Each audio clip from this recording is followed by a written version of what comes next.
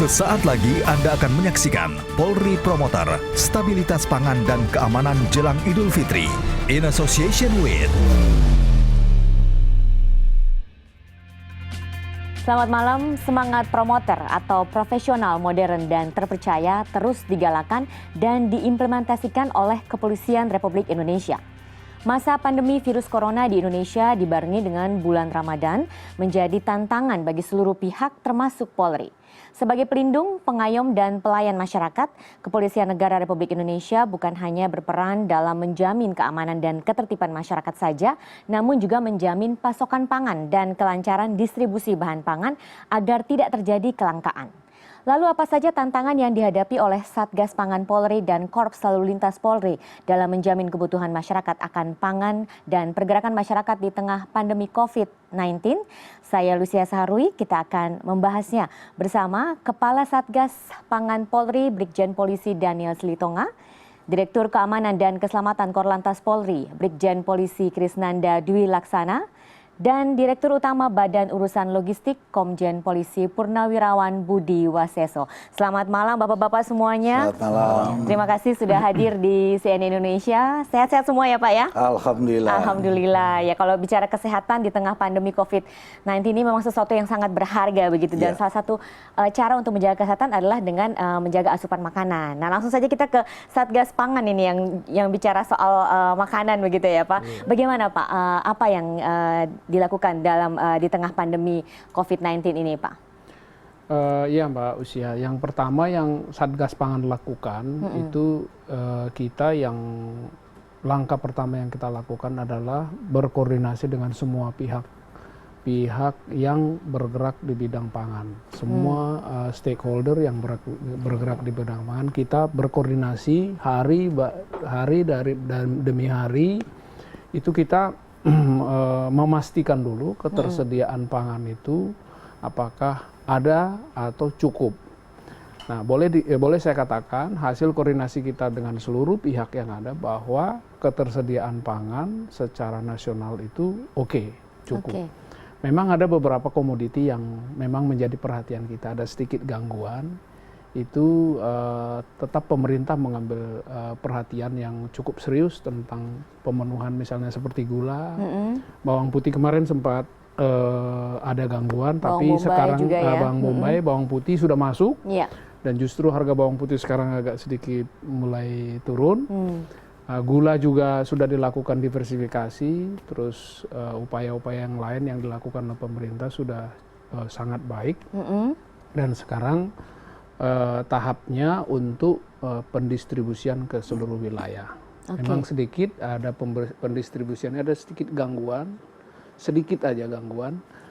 Misalnya di Indonesia Timur ada gangguan di distribusi ke daerah timur, tapi beberapa hari yang lalu kami sudah koordinasi juga dengan Kementerian Perhubungan, dengan Direktur Lalu Lintas Laut, bahwa bahan makanan kita yang memang harus didistribusikan ke Indonesia bagian timur, yang sempat menumpuk di satu tempat gitu, sekarang sudah terus digelontorkan ke Indonesia bagian timur.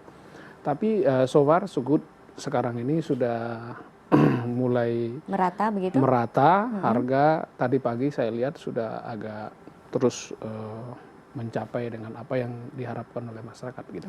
Tantangan apa Pak yang dihadapi oleh Satgas Pangan terkait dengan pandemi COVID-19 ini? Satu, kalau di dalam negeri memang yang bahan pangan produksi dalam negeri, tantangannya adalah satu tadi distribusi. Sekarang misalnya seperti beras yang beliau menjadi suhunya ini, ini beras ini kita sedang panen besar sekarang. Nah, penyerapan, kemudian juga pendistribusian di daerah panen ke daerah-daerah yang lain. Sempat Bapak Presiden waktu menyampaikan ada beberapa yang defisit, tapi beberapa yang surplus juga. Dari daerah yang surplus ke defisit ini kan butuh transportasi. Nah, transportasi ini sekarang sedikit agak mungkin ada pegawai yang terganggu segala macam. Tapi upaya yang dilakukan oleh Satgas Pangan terus berkoordinasi. Kita berkoordinasi dengan lalu lintas, berkoordinasi dengan kepolisian daerah setempat. Satgas Pangan terus aktif Satgas Pangan Daerah, terus berkoordinasi dengan semua pihak, dengan Kementerian Perhubungan, semua akhirnya per hari ini kami laporan bahwa semua bahan makanan yang tadinya misalnya produksi dalam negeri itu bisa kita yang harus disimpan, yang harus disampaikan kepada masyarakat bisa tersampaikan. Oke, mungkin Pak Kris bisa cerita lebih lanjut ya terkait dengan kondisi distribusi ini di lapangan, bagaimana yang dari Korps Lalu Lintas? Ya, kita semua harus menyadari bahwa era pandemi COVID ini yang diatur adalah untuk pergerakan agar penularannya ini tidak masif gitu ya, tidak terlalu cepat. Ya. Nah, konteks seperti ini orang kan harus bertahan hidup. Proses tadi disampaikan oleh Pak Daniel bahwa kita harus punya ketersediaan kebutuhan pokok. Nah, kemudian bagaimana cara mendistribusikan? Nah, proses distribusi ini harus lancar. Sehingga polisi mengatakan, khususnya lalu lintas ini urat nadi. Pergerakannya ini lancar, tepat sasaran dan cepat. Sehingga tetap ada daya tahan. Karena kita sekarang dalam kondisi yang sulit untuk tidak boleh bergerak, tidak boleh kemana-mana. Iya. Kita tidak boleh adanya suatu transportasi kemana-mana. Tetapi logistik tetap kita dukung. Karena logistik ini kebutuhan. Karena suatu masyarakat bisa hidup, tumbuh, dan berkembang kalau ada produktivitas. Nah, padahal produktivitas ini melalui aktivitas. Yang aktivitas sekarang dilarang. Bukan dilarang karena aktivitas, karena ada pandemi COVID ini. Nah, sehingga pada masa pandemi COVID, ini ada Satgas Pangan, ada Pak Budi yang menyiapkan segala sesuatu, kami untuk mendukung bagaimana proses pendistribusiannya ini aman, selamat, tertib, lancar. Sehingga sampai kepada tujuan. Kami yang dilarang atau dibatasi adalah orangnya. Pergerakan orang, bukan pergerakan logistik. Ya. Logistik kebutuhan pokok ini yang kita prioritaskan untuk kita dukung. Gitu. Tantangan di lapangan bagaimana, Pak? Ya, tentu tadi dikatakan bahwa kondisi seperti ini yang dihadapi bukan masalah orang fisik atau kesehatan saja, tapi juga psikis. Nah, kalau orangnya takut, orangnya khawatir.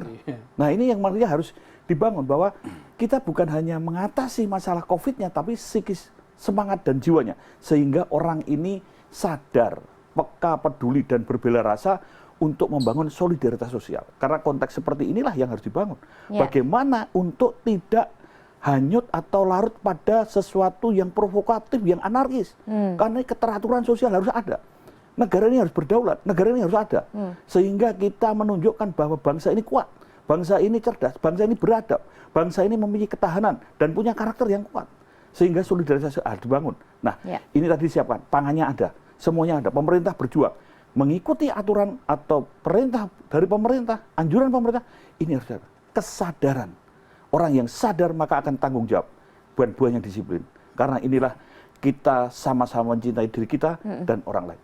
Oke, nah dari Bulog sendiri bagaimana tantangannya, Pak? Kita tahu bahwa menjelang Hari Raya Idul Fitri kan kenaikan ya, ada kenaikan permintaan begitu dari masyarakat. Nah, bagaimana ini, Pak? Ya, sebenarnya kalau dari Bulog sudah berprediksi lama ya, karena ini kan sebelum ada COVID-19 ini, pandemi COVID ini kan kita sudah memprediksi bahwa setiap hari besar, khususnya di puasa Lebaran ini kan kebutuhan meningkat ya. Nah, udah kita siapkan.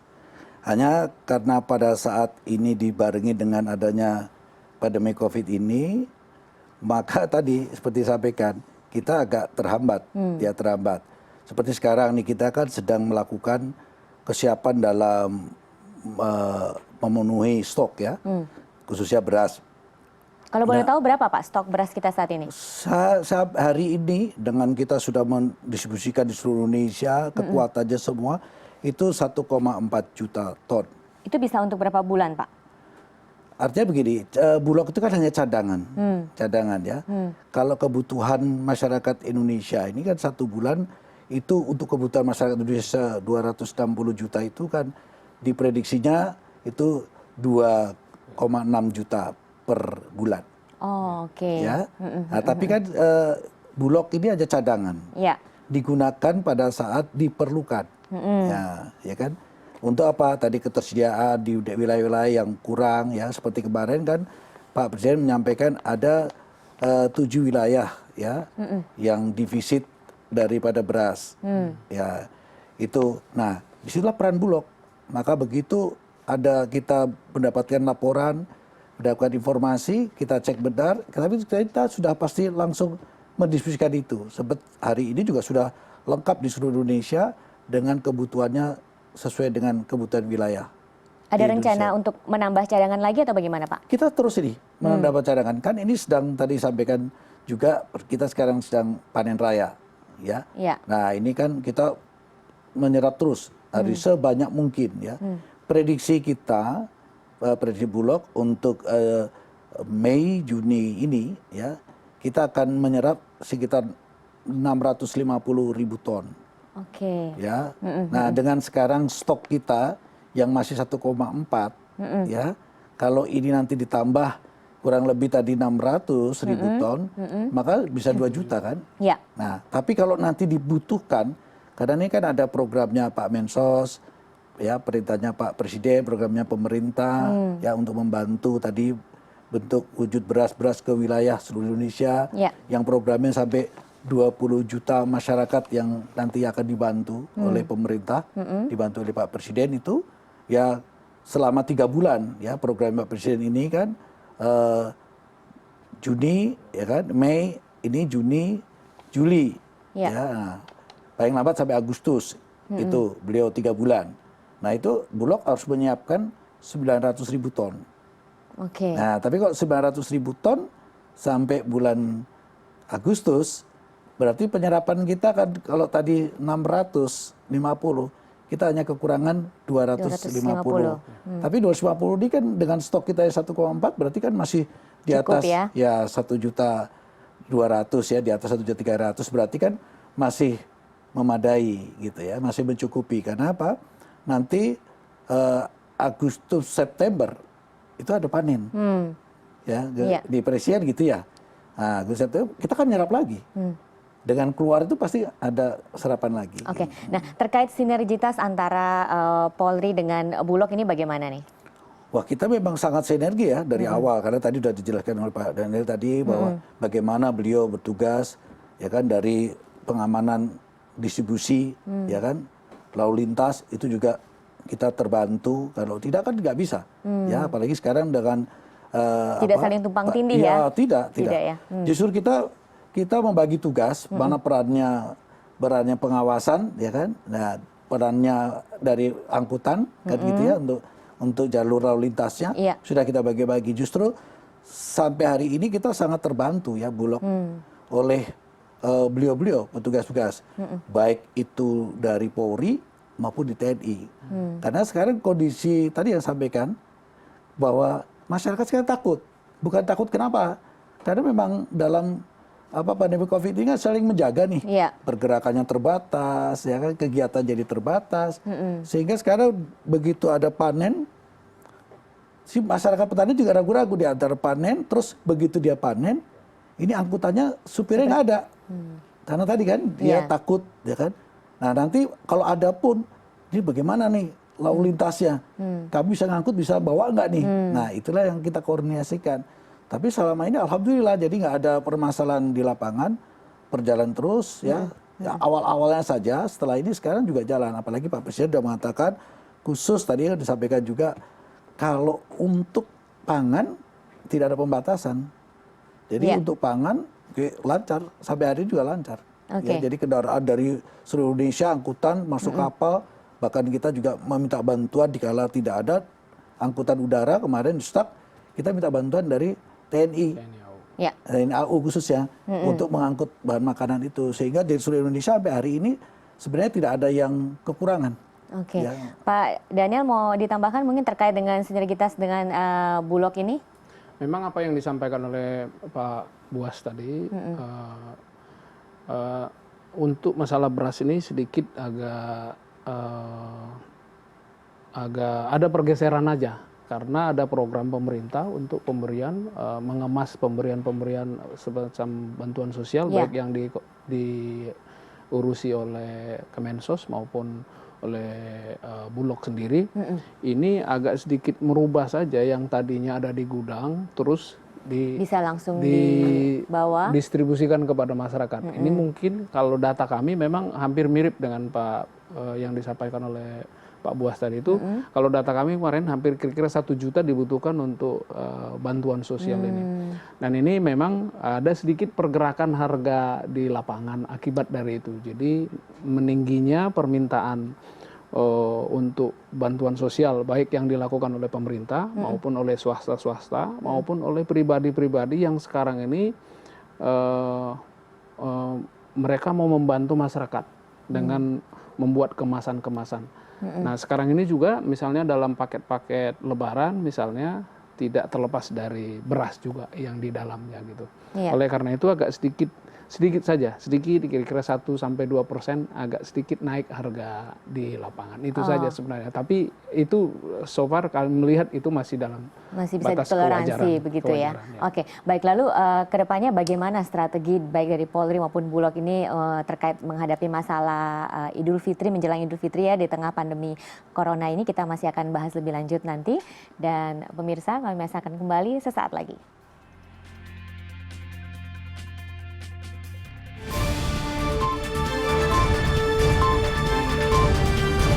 In association with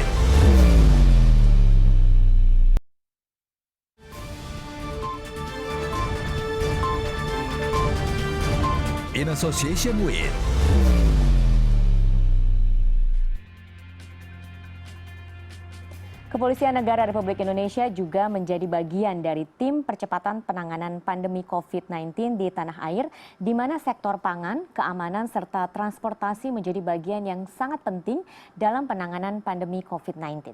Lengkap dengan segala permasalahannya, tentu Satgas Pangan Polri dan Korps Lalu Lintas Polri memiliki strategi dalam mengatasi berbagai masalah yang terjadi menjelang Hari Raya Idul Fitri di tengah pandemi COVID-19.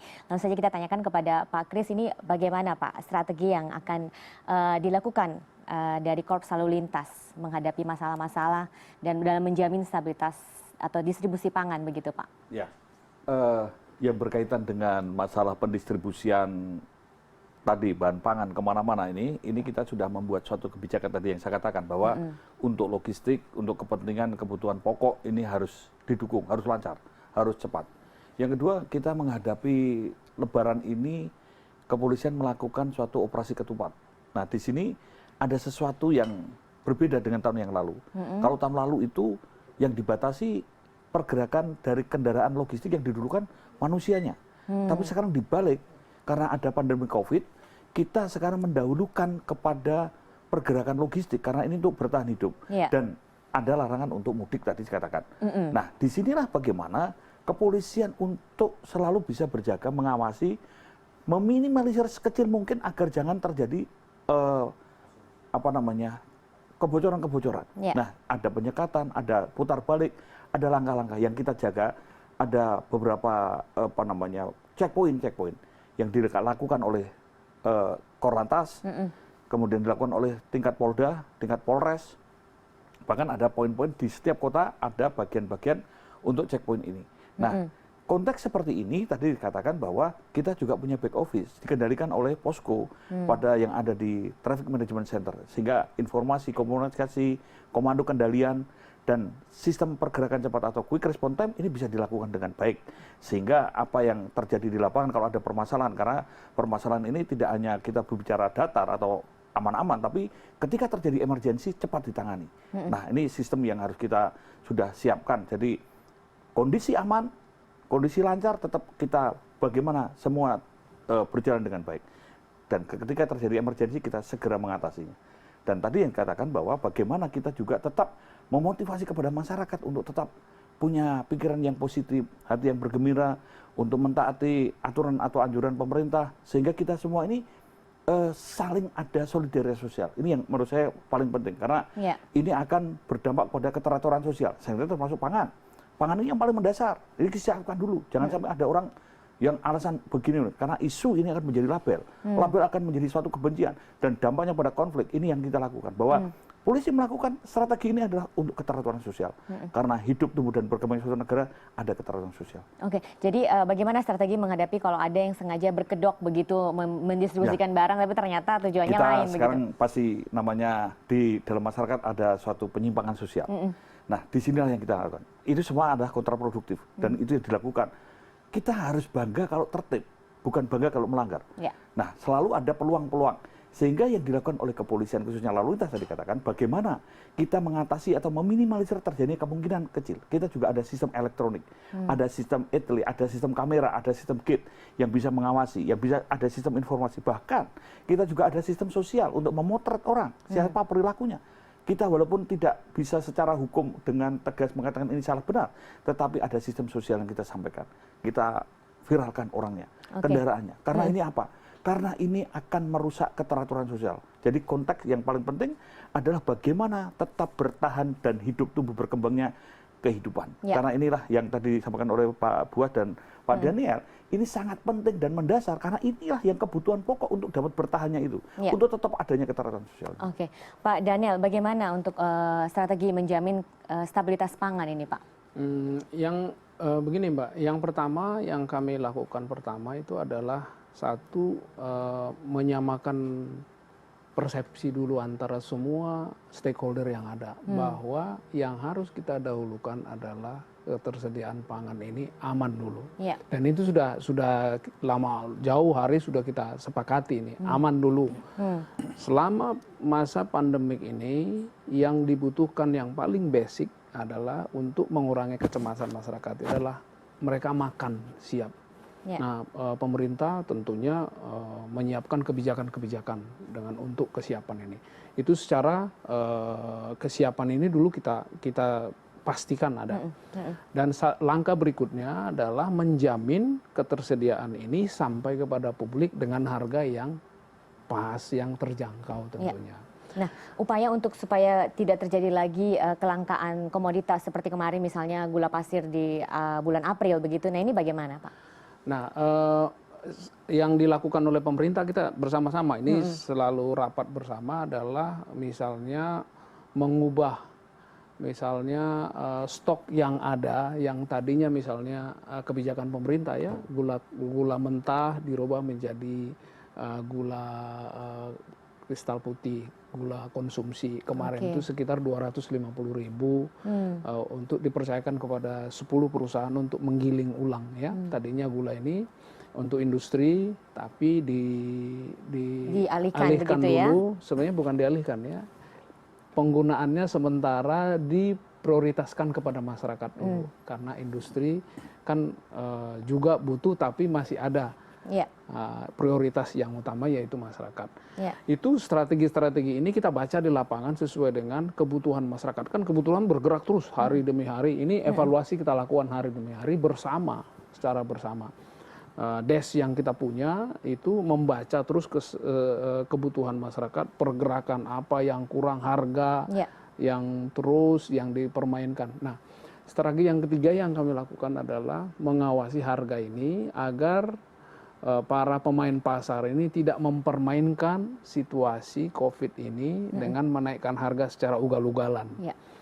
Nah, strategi kami memang pertama yang kami lakukan adalah tidak terus menangkap mereka, terus menahan mereka, enggak.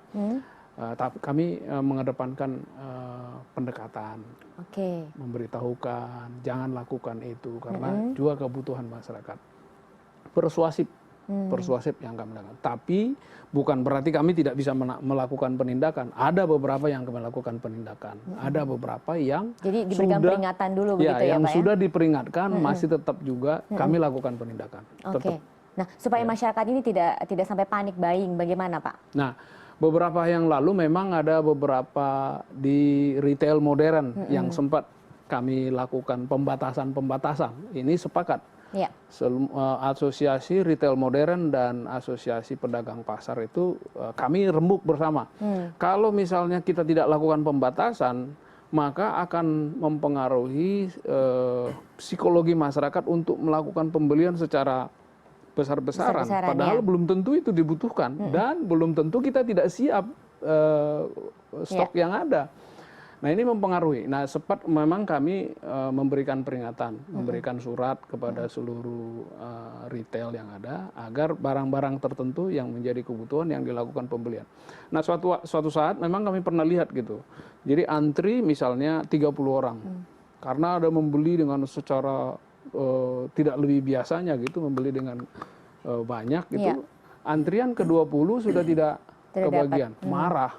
Nah, ini kan menimbulkan sesuatu gangguan-gangguan. Betul. Oleh karena itu memang waktu itu sempat kami ingatkan, tolong dibatasi sedikit. Tapi sekarang sudah normal, masyarakat sudah menyadari, masyarakat terdidik dengan keadaan sekarang ini, jadi sudah normal. Gitu. Oke, nah dari Bulog sendiri bagaimana Pak Buas untuk menjamin ketersediaan logistik, terutama untuk distribusi di wilayah-wilayah yang sulit begitu ya? Ya, jadi memang kalau Bulog ini kan sudah punya sistem yang sudah terbangun lama ya. Nah, dengan bagaimana tadi yang sampaikan ketersediaannya barangnya ya kan, nah, keterjangkauannya lebih dekat, jadi masyarakat bisa mudah mendapatkannya. Oleh sebab itu kita harus menyiapkan sebanyak mungkin, dengan target kita tadi ya. Nah, kalau kita harus punya cadangan umpamanya 2,5 juta, kita siapkan 2,5 juta dan tersebar di seluruh Indonesia. Tidak ada sesuatu yang diprioritaskan, semuanya menjadi prioritas, maksudnya wilayah. Ya. Jadi dari Sabang sampai Merauke, ya kan, dimanapun itu harus siap dengan kebutuhannya. Nah, maka sekarang ini seperti contoh tadi diantaranya banyak beras, ya, kita akan menyerap dan di mana daerah yang produksinya banyak, ya kan, itu kita dorong ke daerah yang defisit. Nah, ini kita ada bagi. Jadi seperti umpama nih daerah NTB, nah itu nanti dia untuk supply ke NTT dengan wilayah-wilayah mana yang kurang. Umpamanya Sulawesi Selatan, itu untuk Maluku dan yang lain-lainnya. Papua sendiri, khusus Merauke kan produksi beras banyak, ya surplus besar. Nah itu juga kita dorong kemana, termasuk Lampung. Terus kita sudah punya petanya, sehingga kita menyerap untuk kita distribusikan. Dan setiap langkah kita itu selalu kita juga menyertakan dari Satgas Pangan. Ya. Jadi kita juga berkoordinasi selalu. Karena apa? Kita pasti dibantu untuk kelancarannya. Karena tadi kan apalagi di zaman COVID ini, ya pandemi COVID. Nah, sekarang juga Bulog sudah membangun sistem, ya seperti ipanganan.com itu. Nah, orang tinggal pesan aja, masyarakat tinggal pesan, kita antar sampai rumah. Ya ini sekarang sudah kita lakukan pada bantuan-bantuan sosial yang sekarang program Pak Menteri Sosial maupun Presiden sudah kita dorong langsung ke alamat. Jadi tidak lagi masyarakatnya harus datang ke satu tempat, ya kan? Tapi dia tunggu saya di rumah langsung sudah dapat menerima begitu ya. Baik. Justru jujur saja jumlah kita sangat banyak, sangat kuat, ya kan? Tadi kita sudah punya program di seluruh Indonesia, bahkan di seluruh Indonesia sekarang ini seganjar-ganjarnya mendistribusikan bantuan pangan. Oke, baik. Jadi masyarakat tidak perlu khawatir ya. Kita akan bahas lebih lanjut nanti. Pemirsa, apa saja operasi Polri dalam rangka menjaga stabilitas pangan sekaligus keamanan menjelang Hari Raya Idul Fitri? Kami akan kembali sesaat lagi.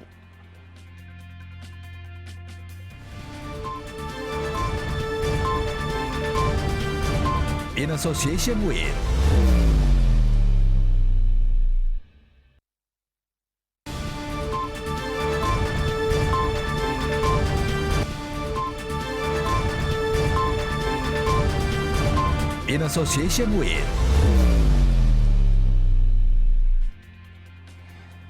Dalam memberikan jaminan stabilitas pangan dan keamanan masyarakat menjelang Hari Raya Idul Fitri di tengah pandemi COVID-19, Kepolisian Negara Republik Indonesia telah melakukan berbagai upaya. Satgas Pangan Polri melakukan operasi pasar serta memastikan dan menjaga stabilitas harga bahan pokok. Personel Polri pun turut melakukan operasi ketupat dengan waktu yang lebih panjang dari biasanya serta fokus yang berbeda. Langsung saja kita tanyakan kepada Pak Daniel ya, ini sampai dengan saat ini bagaimana kondisi dan situasi di lapangan, Pak? Ya, memang di beberapa wilayah di Indonesia ya, saya katakan agak sedikit ke timur gitu. Ke timur ada harga yang agak sedikit berbeda dengan wilayah barat dan wilayah tengah. Kalau kita katakan wilayah tengah, wilayah barat, wilayah timur. Wilayah timur ini jauh lebih mahal begitu, Pak? Ya, ada sedikit lebih tinggi sedikit gitu. Kita sudah mempelajari, sudah turun ke lapangan. Kenapa? Tadi itu memang range-nya untuk pengiriman dari beberapa jenis bahan makanan ini mengalami sedikit gangguan, ya, mengalami sedikit gangguan. yang menyebabkan harganya lebih tinggi itu karena ditransportasi tentunya begitu ya Pak ya? Ya, itu alasan daripada distributor. Oke. Gitu.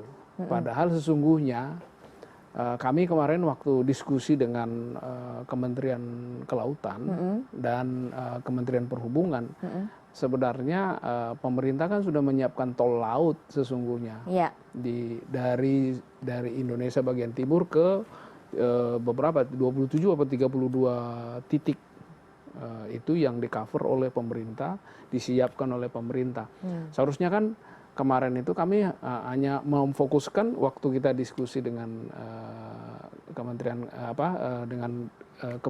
Kementerian Perhubungan dan Dirjen Hubungan Laut agar ini dimanfaatkan secara maksimal karena pemerintah sudah menyiapkan ini agar bisa mencapai harga yang tidak terlalu jauh disparitasnya antara Indonesia bagian tengah, Indonesia bagian barat, atau Indonesia bagian timur. Itu. Jadi juga kemarin kita sepakati kalau misalnya apa yang sudah disiapkan oleh pemerintah, armada yang sudah disiapkan oleh pemerintah juga bisa bekerja sama dengan armada yang swasta. Memang ada beberapa kemarin gangguannya, yaitu ada beberapa awak kapal yang juga harus di-swab, harus ini memang agak sedikit. Ada kemarin yang memang terkena COVID, dia harus diturunkan cari kapten kapal, kru kapal itu tidak segampang apa yang kita pikirkan. Itu yang kemarin. Tapi per hari ini kami cek barang-barang sudah tidak ada lagi penumpukan. Jadi sudah lancar terus dilakukan karena tadi itu kita sudah dorong Dirjen Hubungan Laut untuk terus memanfaatkan fasilitas yang ada. Oke, berarti dengan harapan kedepannya nih harga di timur juga harusnya tidak naik lagi begitu ya? Harusnya sama begitu dengan harga di Indonesia bagian barat? Kalaupun ada perbedaan ya perbedaannya besar, dalam bentuk dalam batas toleransi. Oke, kalau operasi pasar itu juga sering dilakukan atau bagaimana Pak? Saya harus jelaskan operasi pasar yang kami lakukan bukan kami menggelontorkan beberapa bahan makanan kepada masyarakat, bukan, itu dilakukan oleh Bulog ataupun kementerian yang lain ataupun pengusaha gitu. Tapi yang kami lakukan adalah turun ke lapangan, turun ke pasar, petugas Satgas Pangan itu turun ke pasar untuk mengawasi apakah harga ini sesuai dengan yang ditentukan oleh pemerintah. Sebab menurut keputusan Menteri Perdagangan nomor 7 tahun 2020 bahwa semua bahan makanan yang termasuk dengan bahan makanan penting itu sudah diatur harga-harganya.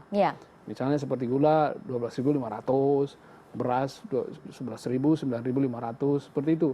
Nah, jadi itu yang kami awasi di lapangan agar ini tidak dipermainkan secara ugal-ugalan oleh para pelaku-pelaku pasar. Subdistributor atau distributor agar tidak bermain di sini. Memanipulasi harga, menaikkan harga secara sembarangan. Ini yang kami turun ke lapangan, bentuk pengawasan. Kalau ditemukan di lapangan langsung ditindak atau bagaimana Pak? Pertama, strategi yang kami lakukan tegur dulu. Catat, perusahaannya apa, tegur, catat, apakah hari ini bermain, apa sudah bermain berulang-ulang, data ada pada kami. Kalau sudah bermain berulang-ulang, maka kami akan lakukan tindakan secara hukum. Tapi kalau misalnya kami temukan itu alasan sekarang ini dengan pandemi COVID ini dia menaikkan, Pak susah cari, itu tidak bisa kami tolerir. Kami lakukan peringatan, kalau besok masih tetap melakukan maka kami akan lakukan tindakan. Baik, Pak Buas, kalau dari Bulog sendiri operasi pasar bagaimana nih Pak? Rutin dilakukan? Jadi gini, seperti penugasan dari negara kepada Bulog itu, kita operasi pasar itu sepanjang tahun. Ya. Nah, kapan kita lakukan? Nah, kita monitor ya sambil melihat data dari BPS, BI ya, di mana wilayah-wilayah yang ada kenaikan ya, itulah kita langsung intervensi. Tadi kan sudah disampaikan bahwa ada aturan ya, harga eceran tertinggi ya sudah ditentukan oleh Menteri Perdagangan tadi. Itu harus dipatuhi, dipedomani. Jadi kalau di lapangan itu ternyata ada yang melebihi itu, ya tadi kan oleh Satgas Pangan yang mengawasi, tapi kita segera intervensi ke lapangan. Kita menjual di bawah itu harus, sehingga harga itu akan stabil, masyarakat akan mendapatkan harga yang memang sesuai gitu. Gitu. Nah, fokus utama dari Bulog menjelang hari raya di masa pandemi ini bagaimana Pak? Ya, kita sudah barang semua ya kan, kekuatan itu sudah siap ya. dengan jumlah. Nah, kita seperti biasanya kita ini sudah melakukan penyebaran itu, menurunkan itu di retail-retail, di pasar-pasar, ya kan. Nah, kesiapan masyarakat yang akan beli sekarang kan dengan pandemik ini berarti harus lebih mudah masyarakat mendapatkan, tidak harus mereka datang ke pasar. Nah, sekarang ada sistem yang belanja online, ya kan? Offline dan online kita lakukan. Nah, yang online ini sudah sekarang kalau mereka pesan melalui panganan.com itu sudah langsung dikirim. Melalui apa, Pak? Panganan.com. Jadi ada melalui Shopee, nanti ada panganan.com, buka di situ. Disitulah punyanya Bulog. Dijual apa saja di Bulog. Ada. Mau minyak goreng, mau gula, mau tepung terigu, dan yang lain-lainnya ada. Ya kan? Nah, mereka akan beli yang mana yang pesannya. Nah, sampai hari ini pun jalan. Sampai hari ini sudah banyak yang pesan. Kita kirim. Jadi langsung sampai di rumah. Ya, ini jadi mendukung ya, itulah, anjuran pemerintah apalagi, untuk tetap di rumah. Itu ya. sebelum pandemi COVID ini sudah kita lakukan. Apalagi sekarang lebih efektif lagi.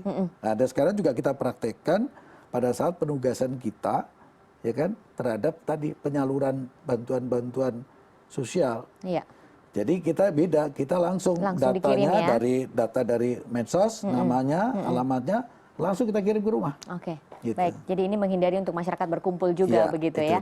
Nah, Pak Kris, kan kalau operasi ketupat tahun ini fokusnya berbeda begitu ya, fokusnya lebih kepada distribusi pangan begitu. Nah, ini bagaimana nih menghadapi pelanggaran-pelanggaran di lapangan?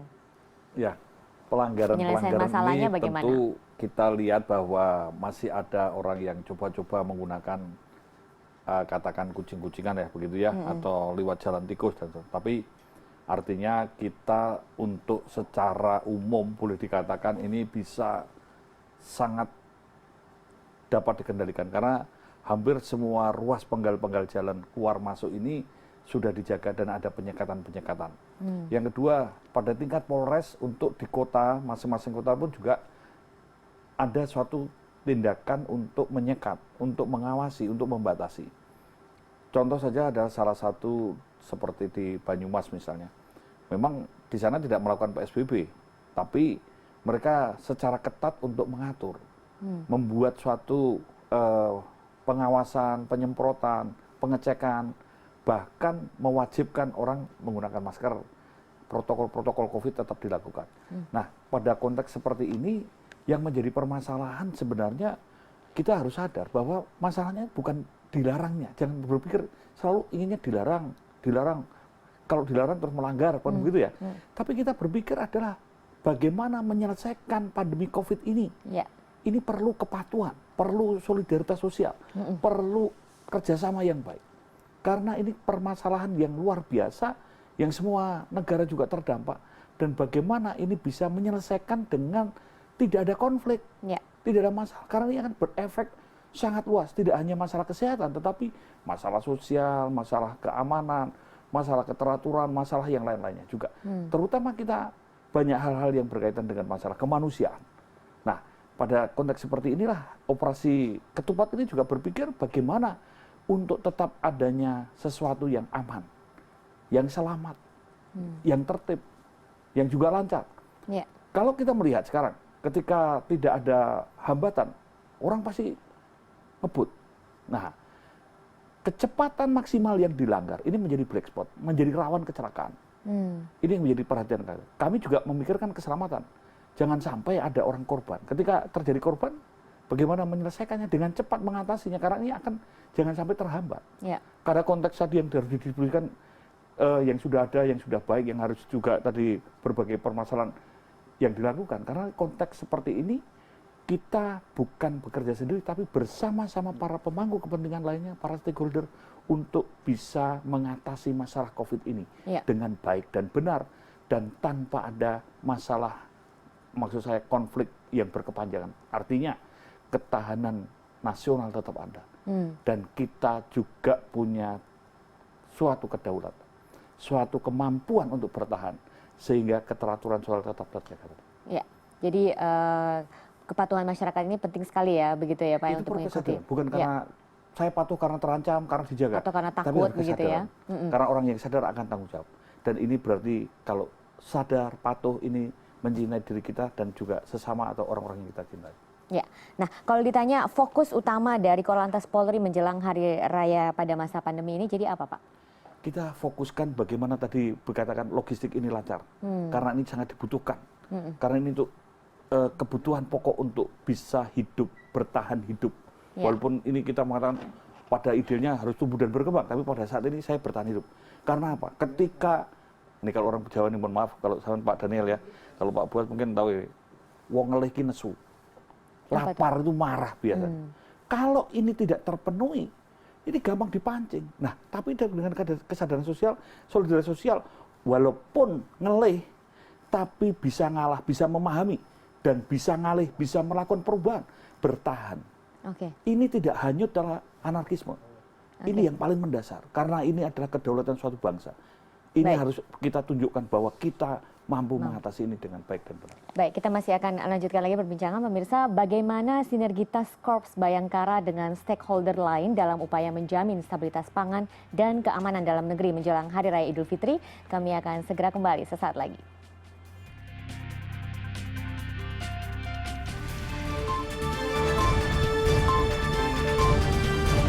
In association with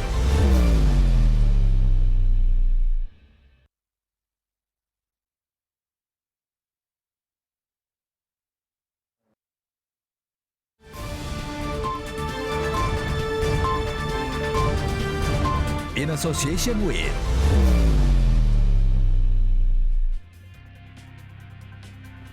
Sektor ekonomi merupakan sektor yang sangat berat terdampak dari pandemi virus corona. Tidak heran jika pemerintah memberikan perhatian lebih pada sektor ekonomi, terutama terjaminnya stabilitas pangan nasional serta kelancaran distribusi pangan. Karena kelangkaan pangan dapat mengakibatkan gangguan keamanan dan ketertiban masyarakat. Maka dibutuhkan sinergitas Korps Bayangkara dengan stakeholder lain dalam upaya menjamin stabilitas pangan dan keamanan dalam negeri menjelang Hari Raya Idul Fitri. Pak Daniel, ini bagaimana dengan apabila ada pelanggar-pelanggar yang melakukan pelanggaran begitu ya pada terhadap ketentuan yang sudah diberlakukan pada masa pandemi COVID-19 ini? Ya, strategi kami sebenarnya mengedepankan persuasif ya. Sementara ini seperti itu. Karena kita harus kedepankan ini situasi yang ada sekarang ini. Kita persuasi memberitahukan agar masing-masing menyadari bahwa ini adalah beban kita bersama. Keadaan yang seperti ini bukan semata-mata hanya kami yang bertanggung jawab, hanya pemerintah yang bertanggung jawab, tapi semua masyarakat. Baik itu masyarakat, baik itu yang pelaku usaha maupun misalnya yang bergerak di bidang distribusi atau distributor, semua harus menyadari ini bahwa ini adalah beban kita bersama. Oleh karena itu, maka kami juga melihat ini tidak serta-merta kami setiap pelanggaran terus kami tangkap, kami proses, enggak. Oleh karena itu kami dapat persuasif dulu. Kita persuasif, kita beritahukan kepada mereka bahwa ini jangan dilakukan, jangan diulang. Dan ya sampai dengan sekarang kami lihat data-data yang kami punya, yang kami lakukan peneguran itu sudah banyak. Mungkin di setiap pasar kami lakukan peneguran, bahkan kami keluarkan ada edaran dan segala macam itu. Dan saya kira masyarakat sangat mematuhi dan para pelaku usaha, distributor dan segala macam juga mereka mematuhi. Gitu. Mereka mematuhi ya teguran-teguran itu. Meskipun memang ada beberapa yang harus kami lakukan penindakan. Misalnya kami lakukan polis lain, kemudian kami lakukan pemanggilan ke kantor. Ada beberapa. Ada data kemarin sudah 17 kali kami lakukan penindakan secara hukum. Itu terbanyak di Jakarta, Pak? Ada yang di Jakarta, ada yang di luar Jakarta juga. Ya, ada yang di Kalimantan, ada yang di Indonesia bagian timur juga. Ada yang dilakukan. Pak Kris, apa sanksi yang diberikan kepada mereka melakukan pelanggaran, Pak? Ya, tadi disampaikan, polisi ini bekerja tidak hanya seolah-olah polisi ini megang kitab, gitu, langsung salah, hukum, bukan itu. Hukum itu simbol peradaban. Polisi menegakkan hukum adalah pertama untuk mencegah agar jangan terjadi konflik yang lebih luas. Menyelesaikan konflik secara beradab. Bagaimana membangun keteraturan sosial, membangun kepatuhan hukum, budaya tertib, supaya ada kepastian dan juga ada yang namanya edukasi. Ini adalah inti daripada polisi menegakkan hukum itu juga membangun peradaban. Nah, tadi dikatakan bagaimana dengan adanya pelanggaran. kepolisian ini selalu berpikir bahwa bekerjanya ini ada preemptif, ada preventif, ada represi penegakan hukum, dan juga ada recovery atau juga rehabilitasi. Karena polisi ini bukan sekedar penegak hukum, tapi penegak juga keadilan. Karena hukum adalah untuk manusia, bukan manusia untuk hukum. Ketika ditegakkan tidak ada rasa keadilan, rasa kemanusiaan, polisi punya kewenangan diskresi. Nah, konteks seperti ini tadi katakan, tadi Pak Daniel juga mengatakan tidak langsung tangkap, salah. Tapi lihat, ada edukasinya, ada sisi kemanusiaannya. Melihat konteks ini juga ada edukatif, persuasif, dan humanis. Artinya kita juga melihat pada konteks seperti apa. Karena kita sekarang memikirkan adalah bagaimana semua bisa diselesaikan dengan cara yang beradab. Tidak main hakim sendiri. Tidak saling menghakimi, tidak mencari kesalahan dan tidak saling menyalahkan. Tapi kita bisa belajar dari berbagai kesalahan, berbagai kekurangan, berbagai keterbatasan. Nah, sehingga ketika kita melihat tadi ada orang pelanggaran, pada konteks seperti apa yang harus kita lakukan penegakan hukum. Ini masalah yang sulit. Tentu jangan berpikir ini harus salah dan benar, tetapi bagaimana ada solusi. Yang paling penting adalah bagaimana ada suatu perubahan dan kita bisa mencegah. Ini yang paling penting. Nah, tadi kalau katakan kalau sudah berkali-kali tindak saja tegas sudah jelas karena sudah ada pasalnya. Tetapi ada beberapa yang terkatakan bahkan pada konteks apa yang dilakukan oleh pemerintah pun ada diskresi kebijakan publik, ada sisi yang disampaikan supaya tetap bisa bertahan hidup dan berkembang tadi. Nah, sementara ini kan sekarang sudah mulai ada sedikit pelonggaran begitu ya dalam PSBB gitu ya Pak ya. Nah, ini bagaimana di lapangan? Pelonggaran ini tadi saya katakan inilah diskresi kebijakan publik. Bukan berarti melonggarkan boleh, tetapi boleh tetapi artinya diizinkan dengan syarat. Protokol COVID tetap dilakukan. Standar administrasi, standar kesehatan dilakukan. Standar maksimal dilakukan. Dan apa yang harus dilakukan ini juga untuk kepentingan-kepentingan tertentu. Karena ada orang yang memiliki kepentingan khusus kemanusiaan. Karena manusia ini makhluk sosial. Pergerakan, ada transportasi, ini melakukan bagian dari kehidupan sosial. Jangan sampai ini juga kita terlalu mengetatkan ketakutan semua harus begini, tapi akhirnya timbul konflik lain. Ini satu solusi. Jadi permasalahan, kita kadang-kadang ini pelonggaran. Wah, ini sudah buat aturan kok longgar, kok nggak tegas, kok nggak itu. Kita ini sekarang begini, karena ini harus hidup. Yang hidup bukan satu orang, banyak orang. Sehingga apa yang disebutkan oleh Pak Buat Bulog, bagaimana pangan tetap ada, nggak usah khawatir. Pak Daniel tadi mengakukan tidak ada suatu permainan harga sehingga semua stabil bisa dilakukan. Dan kita juga menjaga bagaimana supaya lancar sampai. Dan polisi bukan hanya bekerja itu, tapi tetap menjaga keteraturan sosial. Tadi berkali-kali saya katakan keteraturan sosial. Dan polisi pun juga selain itu juga menggalang adanya solidaritas sosial. Bagaimana antar pemangku kepentingan ini sadar bahwa ini masalah kita bersama, bukan masalah polisi. Artinya pada konteks tadi berkatakan, hukum ini tetap menjadi simbol peradaban. Kita bangsa yang berdaulat, bangsa yang punya daya tahan, daya tangkal, bahkan daya saing. Nah, inilah yang perlu kita tunjukkan. Oke, nah dari Bulog sendiri bagaimana Pak upaya yang dilakukan untuk menjamin ketersediaan pangan selama pandemi ini Pak? Ya seperti yang saya sampaikan tadi, untuk menjamin itu artinya kita kan sudah bekerja sama dengan Satgas Pangan, dengan transportasi. Jadi sama sekali sekarang apapun yang dibutuhkan di kewilayahan itu bisa terpenuhi dan kesiapan kita. Ya kan gudang Bulog itu ada di seluruh wilayah. Nah itu sudah kita tadi stok apa yang diperkirakan menjadi kebutuhan masyarakat sudah kita siapkan. Sistem yang kita bangun tadi, kalau transportasi sudah dijamin tadi, keamanannya, kelancarannya sudah dijamin, ya kan. Setiap kita melakukan kegiatan-kegiatan, kita selalu koordinasi dengan Satgas Pangan supaya tadi kita juga aman dalam kegiatannya, juga terjamin, masyarakat juga merasa aman bahwa kegiatan juga ada yang mengawal. Itu yang sebenarnya yang kita lakukan. Tapi apakah ada kendala? Kan kita tahu sekarang ini panen begitu ya Pak ya, untuk beras. Nah ini ada kendala untuk distribusinya begitu Pak? Sejauh ini tidak ada. Yang kemarin-kemarin awalnya iya. Baru awal-awal itu karena tadi yang saya sampaikan bahwa masyarakat masih bingung. Ya di satu sisi masyarakat petani ada yang bilang, saya kalau ke sawah ini salah apa tidak? Ya kan? Terus begitu dia panen, ini ada yang ngambil atau tidak? Kan gitu ya. Begitu ada yang mau ngambil, saya boleh atau tidak?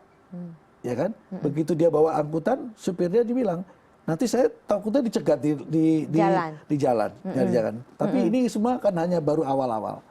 Setelah sekarang, prosesnya berjalan, kan tidak ada masalah apa-apa. Petaninya bergiat lagi, ya kan, untuk distribusinya atau pengambilan juga kita sudah tidak ada masalah. Kita penyimpanan dan pendistribusinya juga nggak ada masalah. Bahkan sekarang bantuan-bantuan yang kita lakukan untuk program-program bantuan sosial itu juga dikawal dengan kepolisian. Ya itu termasuk Satgas Pangan. Jadi betul-betul sampai itu tidak. Ya kan gitu. Siapa tahu di jalan ada sabotase dari oknum, ya kan, oknum itu bisa siapa saja, entah pengemudinya, entah petugasnya, ya kan, dari bulognya sendiri mungkin kan. Nah itu sudah dikawal oleh Satgas Pangan dan kepolisian. Oke, baik. Pemirsa, bagaimana Polri memastikan distribusi logistik berjalan lancar sekaligus menjaga agar situasi berjalan kondusif? Kami akan ulas sesaat lagi.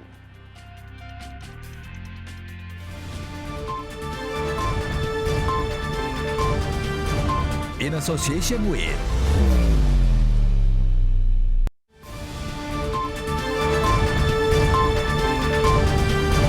In association with Ya, bagaimana kesiapan para personel Polri di lapangan menjelang Hari Raya Idul Fitri? Langsung saja kita tanyakan kepada Pak Daniel sebagai Ketua Satgas Pangan. Bagaimana Pak? Kalau kami dari Satgas Pangan sudah dari jauh-jauh hari kami memang memantau turun ke lapangan. Sudah sebelum pandemi COVID juga sudah Satgas Pangan sudah bekerja mulai dari Desember kemarin mengantisipasi pergantian. Oh, sudah mulai dari Desember ya Pak ya? Kita sudah bergerak gitu, terus berkepanjangan melihat, mempelajari gejala-gejala, fenomena-fenomena yang ada di pasar. Nah, beberapa waktu yang lalu memang ada beberapa komoditi yang naik drastis. Kita pelajari apa penyebabnya. Memang ada sedikit gangguan terhadap distribusi dan ketersediaan di stok sehingga pasar itu agak sedikit panik gitu. Oh, stoknya nggak ada, terus rame-rame menaikkan. Nah, ini sekarang pemerintah mengambil kebijakan untuk mensuplai stok ini yang siap di gudang-gudang maupun di gudang retail maupun di gudang pasar tradisional agar mereka mengetahui kalau ini laku besok, terus mana lagi yang mau akan saya jual. Itu yang terus kita awasi, bergerak terus di lapangan ke semua, ke 34 provinsi, ke 521 kota dan kabupaten, dan ke sekitar 17.000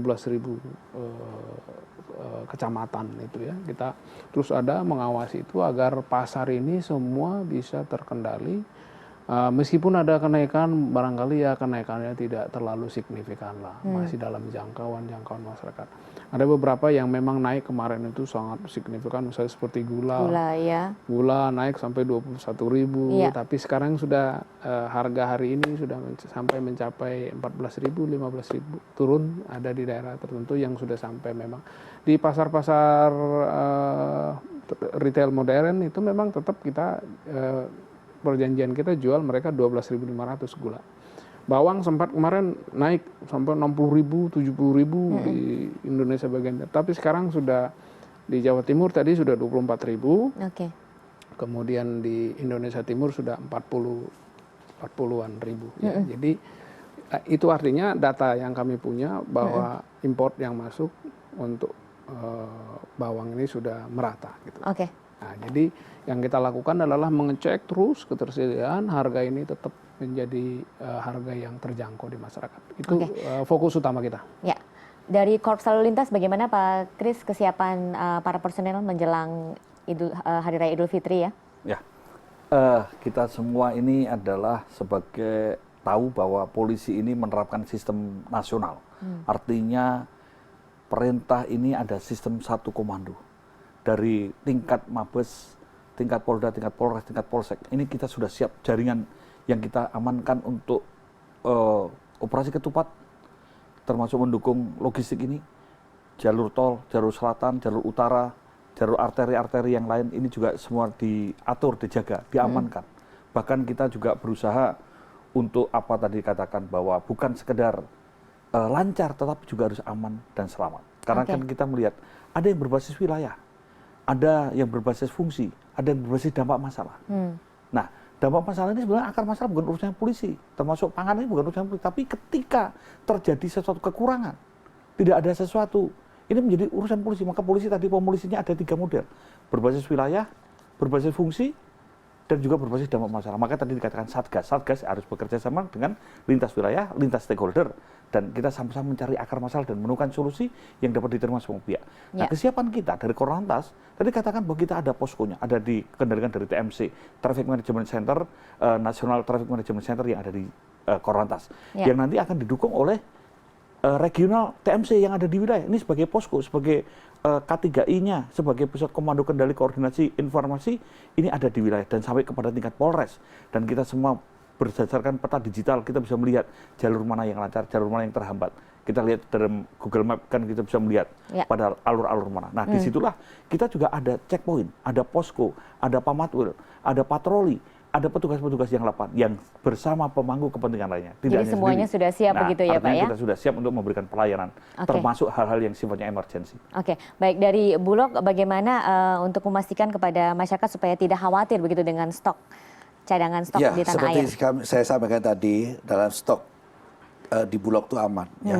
Apalagi sekarang kita masih menyerap beberapa daerah yang surplus dengan padi ya, sedang dengan panen. Jadi hitungan saya sampai Desember, nah sampai Desember apalagi kalau hanya untuk Lebaran ini, sampai Desember itu hitungan kita ya itu masih sangat cukup. Ya, walaupun ya kita bukan anti impor, ya kan, kita sudah berkoordinasi dengan negara-negara produsen, ya kan, bila mana nanti memang kita membutuhkan, mereka siap juga. Nah, jadi aman ya. Jadi saya kira masyarakat tidak usah panik, tidak usah khawatir, karena bagaimanapun kita lihat sendiri Pak Presiden juga memperhatikan sekali khususnya masalah pangan, ya kan.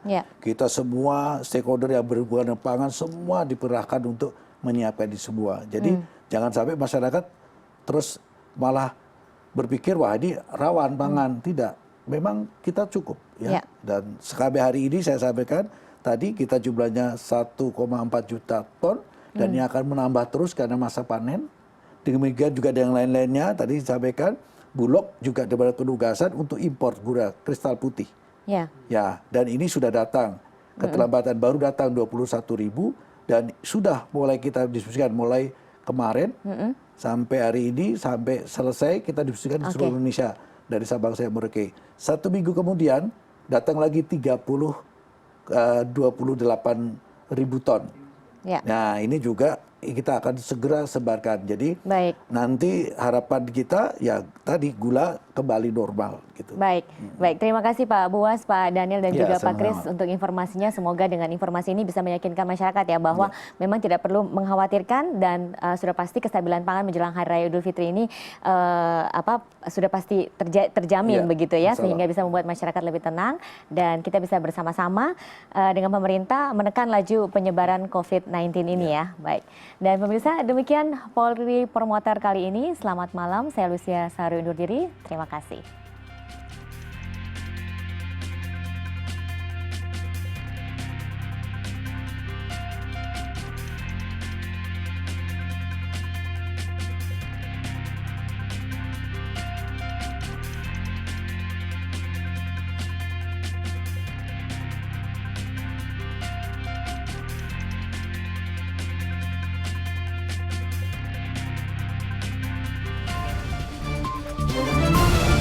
Terima kasih Anda baru saja menyaksikan Polri Promoter, stabilitas pangan dan keamanan jelang Idul Fitri. In association with